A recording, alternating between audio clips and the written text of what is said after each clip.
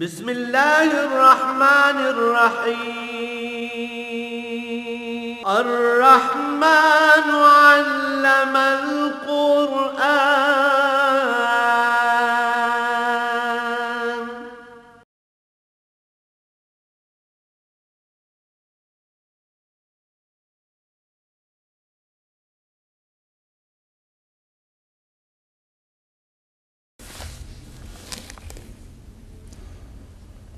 الحمد لله رب العالمين والصلاة والسلام على حبيبه محمد وآله وصحبه أجمعين. أعوذ بالله من الشيطان الرجيم. بسم الله الرحمن الرحيم. الذين قالوا لإخوانهم وقعدوا لو أطاعونا ما قتلوا قل فادرؤوا عن أنفسكم الموت إن كنتم صادقين ولا تحسبن الذين قتلوا في سبيل الله أمواتا بل أحياء عند ربهم يرزقون فرحين بما آتاهم الله من فضله ويستبشرون بالذين لم يلحقوا بهم من خلفهم ألا خوف عليهم ولا هم يحزنون يستبشرون بنعمة من الله وفضل وأن الله لا يضيع أجر المؤمنين. اللهم سبحانك لا علم لنا إلا ما علمتنا إنك أنت العليم الحكيم. مولاي صل وسلم دائما أبدا على حبيبك خير الخلق كلهم.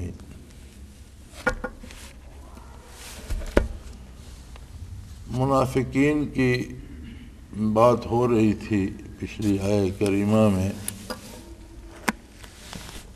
اور ارشاد باری تعالیٰ تھا کہ یہ مشکل حالات یا تکالیف جو آتی ہیں تو ان کا ایک یہ بھی نتیجہ ہوتا ہے کہ کھرا اور کھوٹا الگ ہو جاتے ہیں۔ اللہ کریم قادر ہیں، وہ اپنے نبی کو بذریعہ وحی بتا دیں، نام لے کے بتا دیں، گن کے بتا دیں، اور یقیناً اللہ نے حضور صلی اللہ علیہ وسلم کو بتا بھی دیا۔ اس کے باوجود منافقین بھی کہہ تو سکتے ہیں جی نہیں ہم کھرے مومن ہیں، ہمیں خواہ مخواہ کہا جا رہا ہے۔ چنانچہ نبی کریم صلی اللہ علیہ وسلم نے تو کسی کا نام لے کر اعلان نہیں فرمایا، لیکن جب مقابلہ ہوا میدان کارزار میں اور سامنے موت نظر آئی تو میدان سے بھاگ کھڑے ہوئے اور پہچانے گئے، خود کو الگ کر لیا، اور اس قابل بھی نہ رہے کہ وہ کہہ سکیں کہ ہمارا نام خواہ مخواہ لیا جا رہا ہے۔ تو فرمایا یہ ایسے بد نصیب ہیں کہ اپنے بھائیوں کی نسبت یا اپنے رشتہ داروں دوستوں کو کہتے ہیں کہ اگر تم بیٹھے رہتے اور ہماری بات سنتے، جہاد میں شریک نہ ہوتے، حضور اکرم صلی اللہ علیہ وآلہ وسلم کے ساتھ میدان کارزار میں نہ جاتے، لو اطاعونا ما قتلوا، اگر ہماری بات مانتے تو تم قتل نہ ہوتے، تم تو گئے اور مارے گئے، اور ہم تو پہلے کہہ رہے تھے کہ یہ اس لشکر کے ساتھ لڑنا یہ جنگ نہیں، خودکشی ہے، اپنے آپ کو مارنا ہے۔ تو اللہ کریم نے فرمایا کہ انہیں یہ جواب دیجئے قل فادرؤوا عن انفسکم الموت ان کنتم صادقین، اگر تم اپنے دعوے میں سچے ہو کہ تمہارا ساتھ دیتے، تمہاری بات مانتے تو یہ قتل نہ ہوتے، تو تم خود کیوں مرتے ہو؟ آخر تم میں سے بھی تو کوئی نہ کوئی موت کی نظر ہو رہا ہے، اور تم بھی تو مر رہے ہو۔ جو جنگ میں نہیں جاتے کیا وہ نہیں مرتے؟ تو تم کیوں مر رہے ہو؟ اپنے آپ سے، اپنی جان سے تو موت کو دور کرو، اپنے آپ کو تو موت سے بچاؤ۔ اگر تم اپنے دعوے میں سچے ہو تو پھر تو تمہیں نہیں مرنا چاہیے، لیکن مر تو تم بھی رہے ہو۔ دراصل فلسفہ موت و حیات جو ہے بات اس پہ ہو رہی ہے۔ موت کیا ہے؟ عام آدمی کی نظر میں یا جو عام ایک رویہ ہے وہ یہ ہے کہ موت شاید کوئی خاتمہ ہے زندگی کا اور بات ختم ہو گئی. موت زندگی کا خاتمہ نہیں ہے. زندگی کے مختلف حصے ہیں کہ ارواح تو ازل میں بن گئیں اور عالم امر میں زندہ ہیں. زندگی کا ایک حصہ ہے. شکم مادر میں منتقل ہوتی ہے روح تو جتنا عرصہ ماں کے پیٹ میں رہتی ہے وہ بھی زندگی کا ایک حصہ ہے. وہ غذا کھاتی ہے, وجود بڑھتا رہتا ہے. دنیا میں پیدا ہوتے ہیں تو یہ بھی زندگی کا ایک اس سے اگلا حصہ ہے. دنیا سے عالم برزخ میں جاتے ہیں تو یہ ایک اور حصہ شروع ہو جاتا ہے زندگی کا. پھر میدان حشر میں ساری خلق خدا جمع ہوگی. عرصہ محشر بھی زندگی کے حصوں میں سے ایک حصہ ہے. پھر وہاں جب فیصلہ ہوگا اہل جنت جنت میں جائیں گے, اہل نار دوزخ میں جائیں گے, تو حقیقی زندگی وہاں سے شروع ہوگی جو کبھی ختم نہ ہوگی. یہ زندگی کی منزل ہے اور اس سے کسی کو مفر نہیں. کوئی مومن ہے یا کافر, کوئی نیک ہے یا بدکار, کوئی پڑھا لکھا ہے یا ان پڑھ, اسے زندگی کے ان مراحل سے گزرنا ہے. اب اگر کوئی کہتا ہے کہ جہاد پہ جاتے ہو اور مارے جاؤ گے, تو جو جہاد پہ نہیں جاتے کیا وہ موت سے دوچار نہیں ہوتے؟ جو زندگی کے ان تمام مراحل کو سمجھ کر اگلے مرحلے کی تیاری کرتے ہیں,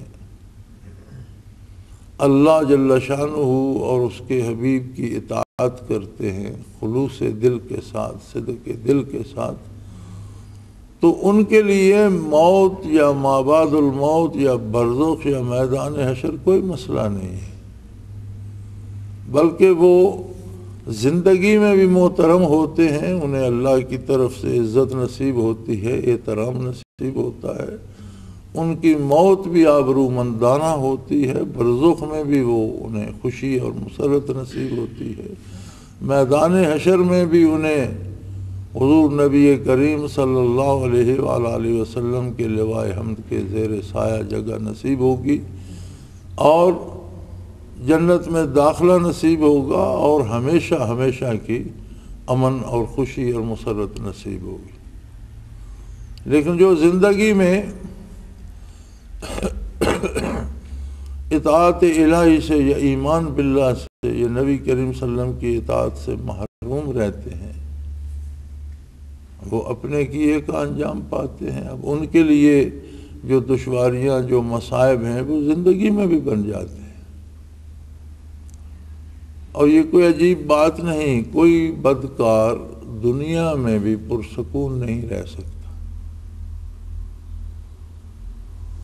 موت اور اسے بے آبرو کر دیتی ہے, اور مرنے کے بعد برزخ کے عذاب اور قبر کے عذاب الگ ہوتے ہیں. پھر اس کے بعد میدان حشر کی رسوائی اور اس کے بعد جہنم کے عذاب. اللہ اس سے پناہ میں رکھے اور ہر مسلمان کو حقیقی ایمان عطا فرمائے. ایمان کیا ہے؟ ایمان نام ہے نبی کریم صلی اللہ علیہ وسلم پر اعتبار کرنے کا, اعتماد کرنے کا. اس یقین کا نام ایمان ہے کہ حضور نے جو فرمایا ہے وہ سچ ہے. آپ نے فرمایا میں اللہ کا رسول ہوں, یہ سچ ہے. آپ نے فرمایا اللہ واحد ہے لا شریک ہے, سچ ہے. آپ نے فرمایا قیامت ہے, سچ ہے. آپ نے فرمایا عذاب و ثواب ہے, سچ ہے. اور آپ نے فرمایا کہ یہ کرو اور اس کام سے رک جاؤ, یہ بھی سچ ہے. یہ سچ ثابت کرنا پڑے گا, تب پتہ چلے گا کہ ہمیں حضور پر اعتماد ہے. دعویٰ تو ہر ایک کا ہے کہ مجھے نبی کریم صلی اللہ علیہ وسلم پر اعتماد ہے, لیکن اس دعوے کا پتہ تب چلتا ہے کہ جب حضور فرماتے ہیں اس دروازے سے مت نکلو, اس دروازے سے نکلو, تو ہم یہ دروازہ چھوڑ دیتے ہیں، اس سے نکلتے ہیں، تو پتہ چلتا ہے کہ ہمیں حضور کی بات پر اعتماد ہے، اس دروازے سے نکلنا ہمارے لیے یقیناً نقصان دہ ہے، تب حضور نے روک دیا، اور جہاں سے گزرنے کا حکم دیا ہے وہ یقیناً ہمارے لیے امن کی جگہ ہے۔ لیکن ہم اگر حضور کے حکم کے خلاف کرتے ہیں تو ہم کہتے ہیں کہ ہمیں حضور پر اعتماد ہے، لیکن اندر سے ہم مانتے نہیں۔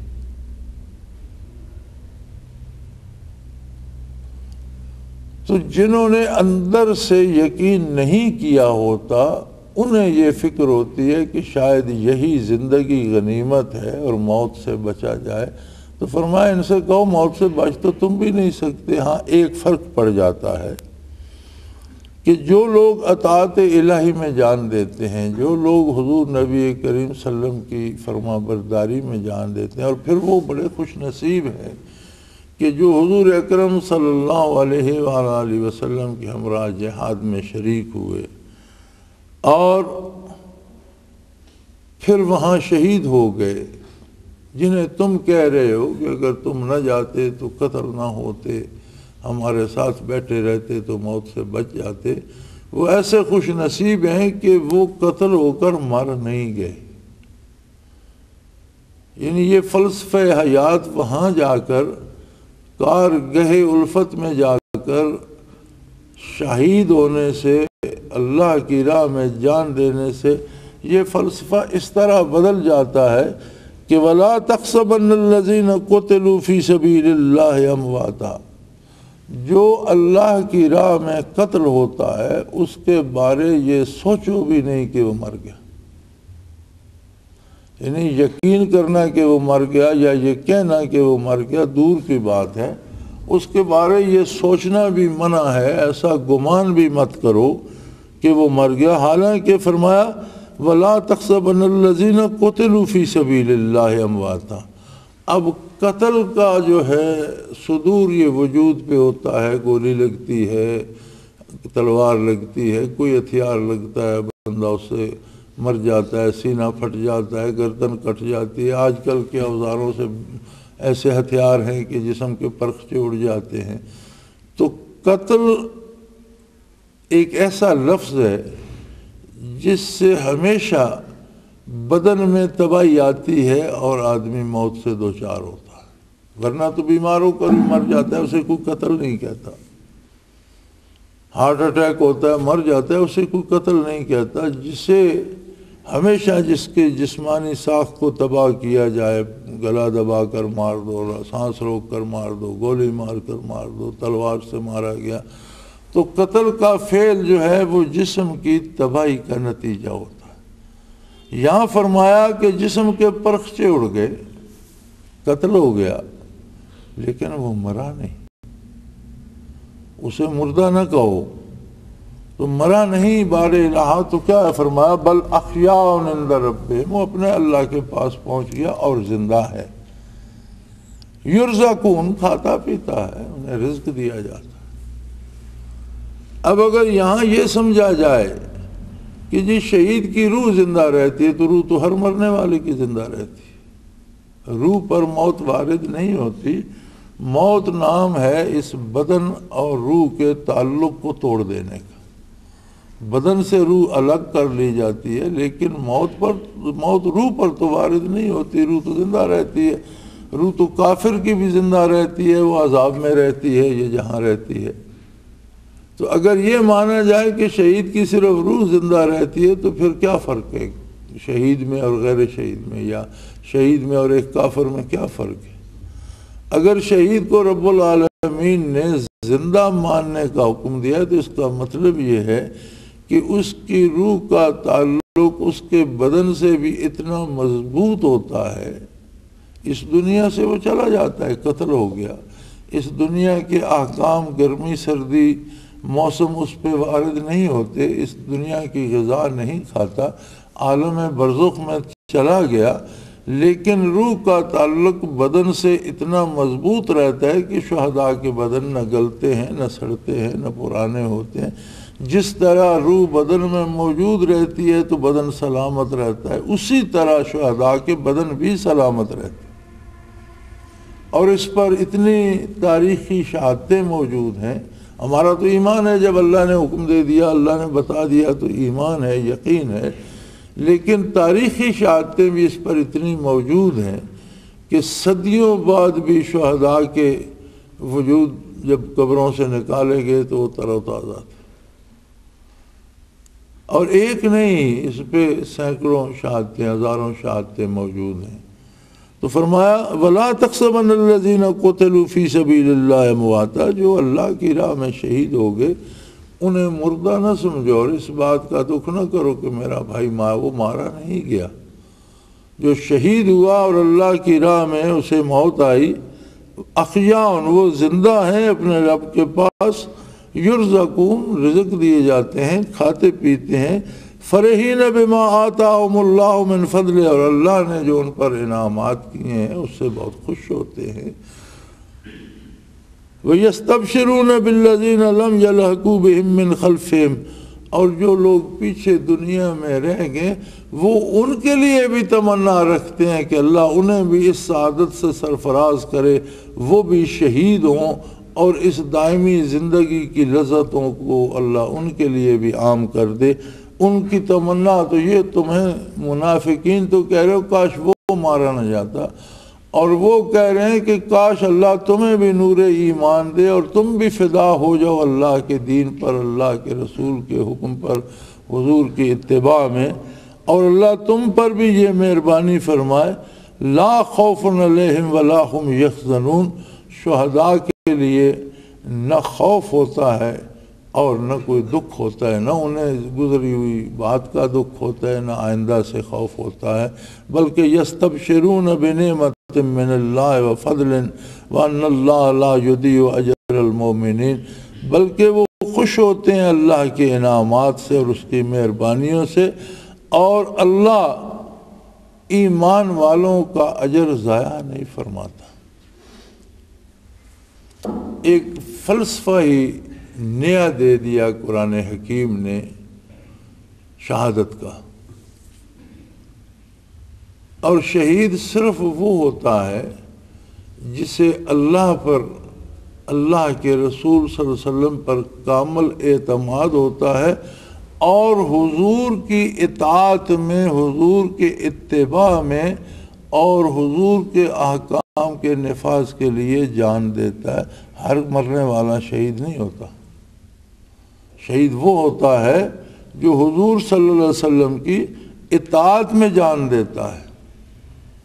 تو یہاں تو اب یہ عالم ہے کہ ضیاء الحق مرحوم نے جب وہ حکمران تھے تو اندرا گاندھی نے سکھوں پر فوج کشی کی اور ان کا جو گولڈن ٹیمپل ہے اس پہ چڑھائی ہوئی اور بہت سے سکھ مارے گئے. کافر کے لیے شہید کا لفظ استعمال کرنا جرم ہے، مذاق ہے شہادت کا اور توہین ہے شہادت کی. اب وہ ہندوؤں نے ایسا اپنایا کہ اب ان کا کوئی مارا جائے تو وہ کہتے ہیں یہ جو لڑائی میں مارے گئے، سیاچین وغیرہ پہ مارے گئے، تو آپ ان کی خبریں سنیں تو وہ ان سب کو شہید کہتے ہیں.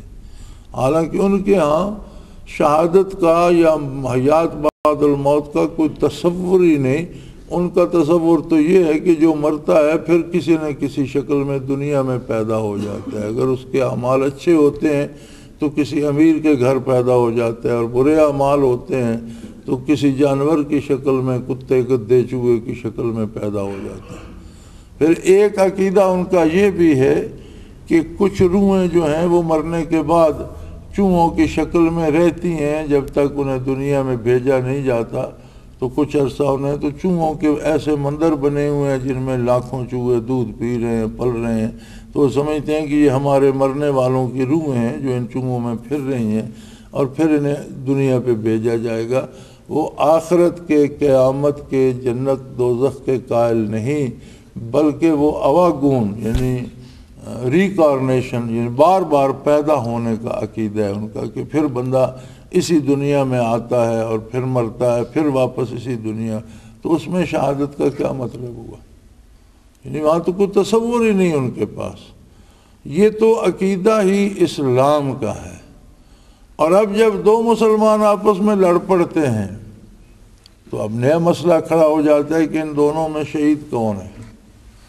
جیسے آج کل ہماری فوج بھی لڑ رہی ہے اور اس کے ساتھ سول کے لوگ بھی لڑ رہے ہیں، نمازیں وہ بھی پڑھتے ہیں، نمازیں وہ بھی پڑھتے ہیں، کلمہ وہ بھی پڑھتے ہیں، کلمہ وہ بھی پڑھتے ہیں، تو ایک دوسرے کو مار بھی رہے ہیں۔ فوجی کہتے ہیں فوجی شہید ہو گئے، اور اتنے جو تھے تخریب کار یا انہیں کچھ عسکریت پسند یا دہشت گرد یا جو نام بھی دیں وہ ہلاک ہو گئے۔ ان سے پوچھو تو وہ کہتے ہیں ہمارے اتنے شہید ہو گئے اور اتنے فوجی مارے گئے، ہلاک ہو گئے۔ اب اس کا فیصلہ کون کرے گا؟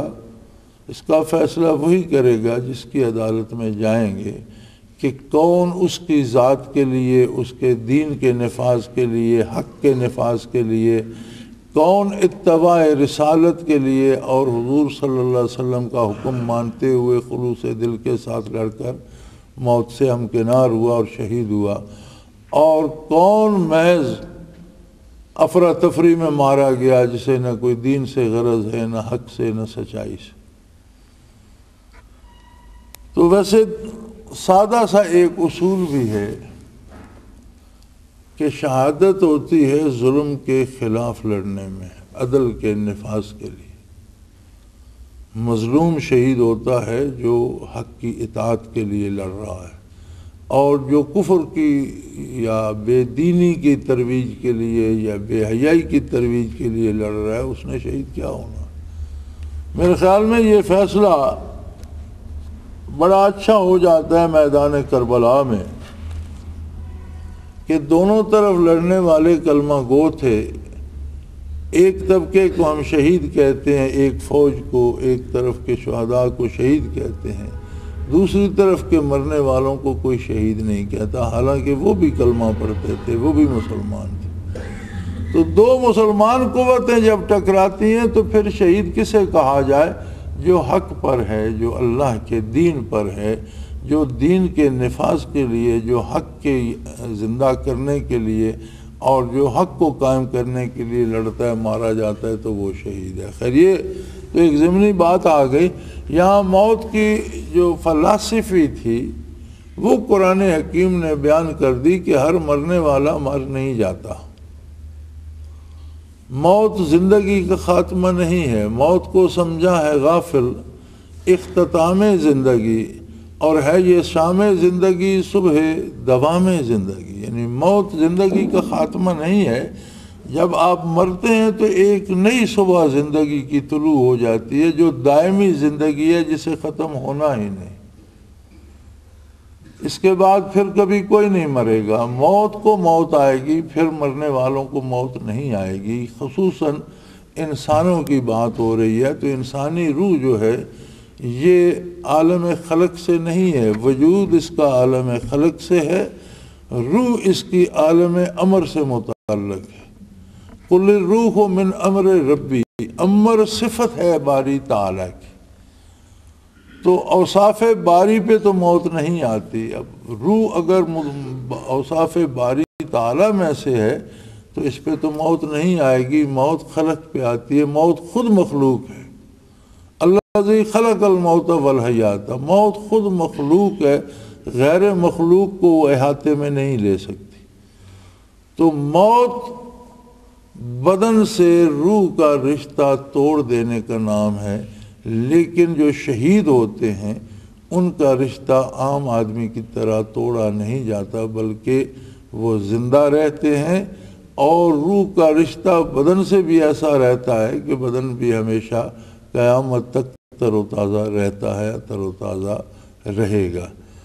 اور پھر شہادت جو ہے وہ عند اللہ اتنی عظیم نعمت ہے کہ ان کے لیے موت کوئی شدت یا سختی نہیں لاتی، بلکہ ان کا بڑا پرجوش استقبال کیا جاتا ہے، اور ان کے بارے یہ سوچنا بھی حرام ہے۔ وَلَا تَحْسَبَنَّ الَّذِينَ قُتِلُوا فِي سَبِيلِ اللَّهِ أَمْوَاتًا، اللہ کی راہ میں جو قتل ہوئے ان کے بارے ایسا سوچو بھی نہیں کہ وہ مر گئے، بل احیاء عند ربهم یرزقون، وہ زندہ ہیں اور اپنے رب سے رزق پاتے ہیں، کھاتے پیتے ہیں، اللہ کی نعمتیں انہیں حاصل ہیں۔ اور فرحین بما آتاہم اللہ تعالیٰ جو انہیں رزق دیتے ہیں، جو نعمتیں دیتے ہیں، اس سے بڑے خوش ہوتے ہیں، اور اس کے انعامات سے بڑے خوش ہوتے ہیں.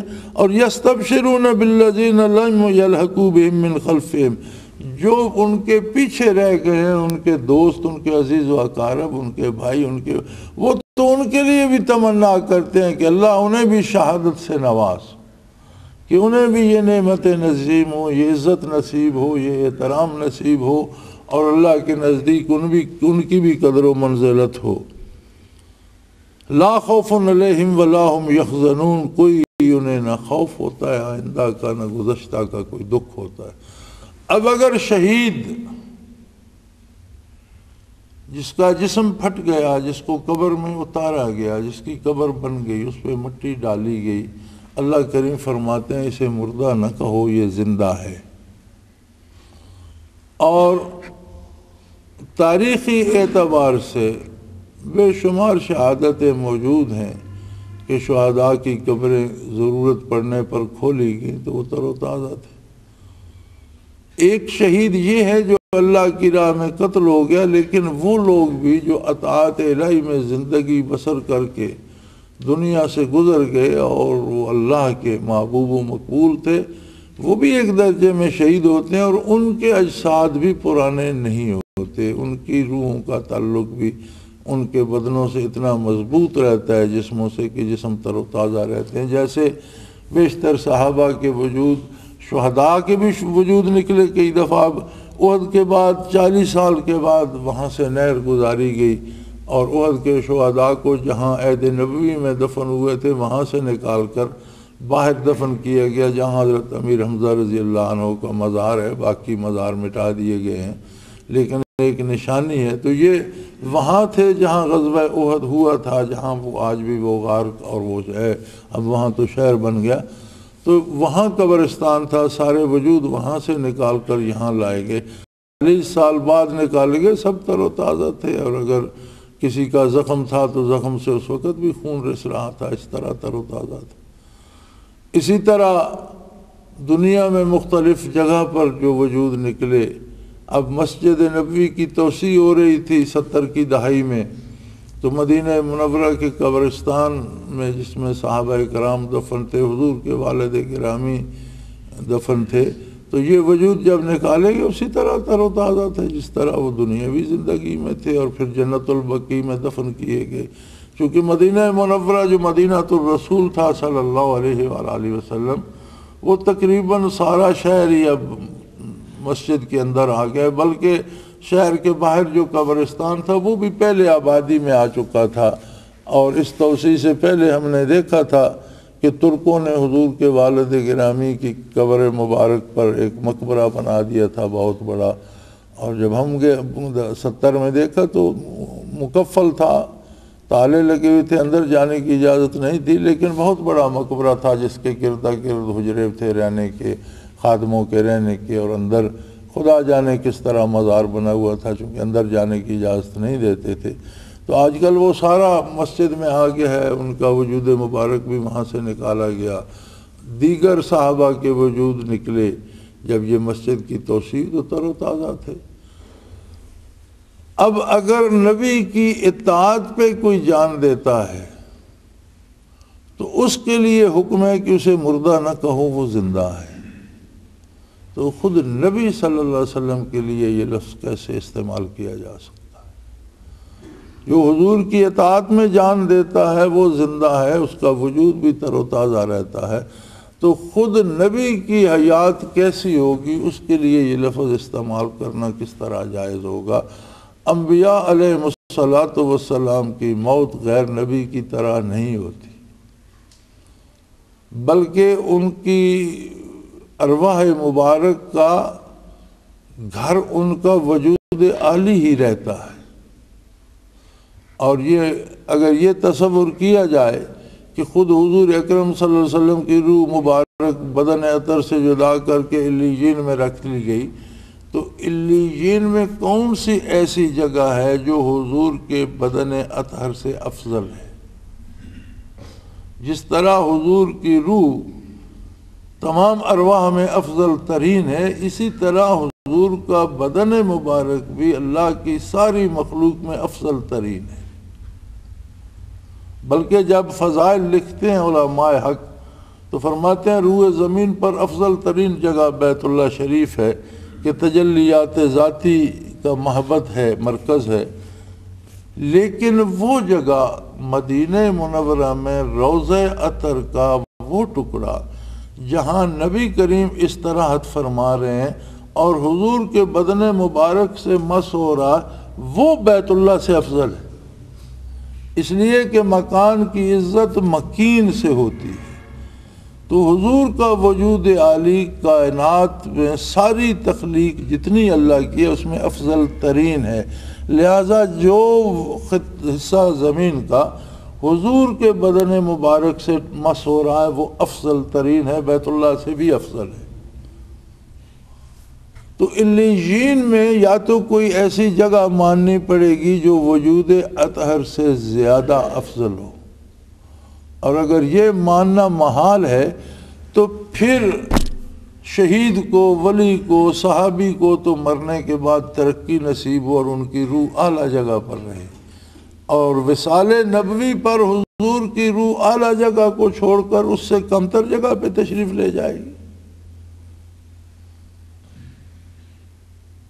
یہ فلسفی اس طرح سے ہے کہ حضور کا دنیا سے انتقال ہوا، اس عالم کے ساتھ جو مادی رشتہ حضور کا تھا وہ منقطع ہوا، حضور برزخ میں جلوہ افروز ہوئے، لیکن آپ پر اس طرح موت وارد نہیں ہوئی جس طرح ماں و شما پہ وارد ہوتی ہے۔ جس طرح اس دنیا میں جلوہ افروز تھے اسی طرح برزخ میں جلوہ افروز ہیں، اور جو ادب حیات دنیاوی میں بارگاہ نبوی کا تھا آج بھی روضہ اطہر کا وہی ادب ہے، اور وہاں آواز بلند کرنا حرام ہے، بے ادبی کرنا، توہین کرنا کفر کے زمرے میں آتا ہے۔ آج بھی روضہ اطہر پہ حاضر ہو کر اسی ادب و اسی احترام سے سلام پیش کیا جاتا ہے۔ سو فرمایا یہ لوگ یستبشرون بنعمت من اللہ وفضل من اللہ لا یضیع اجر المؤمنین، یہ جو لوگ اللہ کی اطاعت کرتے ہیں، رسول اللہ صلی اللہ علیہ وسلم کی اطاعت کرتے ہیں، خلوص دل سے کرتے ہیں، اللہ ان پر بہت مہربانیاں فرماتا ہے، اور اللہ ایمان داروں کا، یقین رکھنے والوں کا اجر ضائع نہیں فرماتا۔ وآخر دعوانا ان الحمدللہ رب العالمین۔ اللہ اللہ اللہ اللہ اللہ اللہ اللہ اللہ۔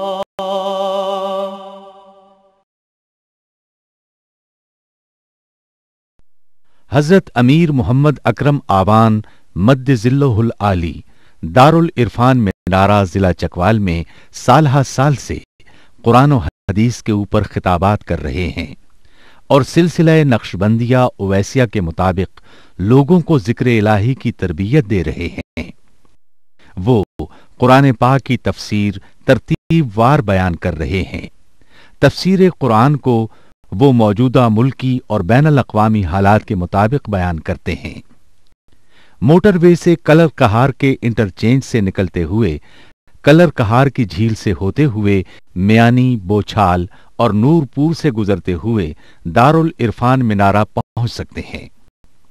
حضرت امیر محمد اکرم آوان نے بچیوں اور بچوں کی دینی اور دنیاوی تعلیم کے لیے سقارہ اکیڈمی کے نام سے ایک درسگاہ بھی قائم کی ہے، جس کا افتتاح ملک پاکستان کے صدر جنرل محمد ضیاء الحق نے اپنے دست مبارک سے کیا تھا۔